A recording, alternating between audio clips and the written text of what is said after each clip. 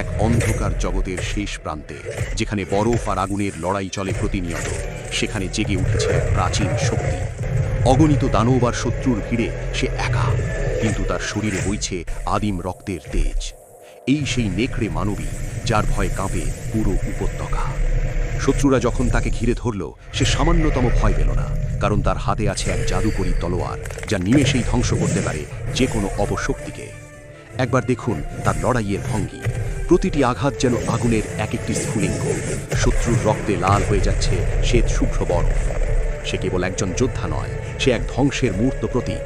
তার গর্জনে কেঁপে ওঠে পাহাড়, আর তার চোখের আগুনেই ছাই হয়ে যায় হাজারো দানব। কিন্তু লড়াই কি এখানেই শেষ? না, আসল চ্যালেঞ্জ তো এখনো বাকি। যখন সে তলোয়ার পাল্টে হাতে নিল তার ভয়ঙ্কর বর্ষা, তখন প্রকৃতিও যেন স্তব্ধ হয়ে গেল।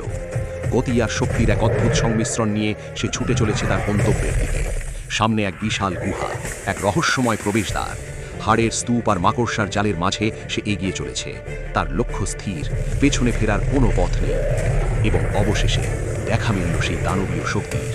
শুরু হতে যাচ্ছে এক মহাযুদ্ধ। কে জিতবে এই লড়াইয়ে? ধ্বংস হবে কি এই পৃথিবী, নাকি টিকে থাকবে এই অদম্য সাহস?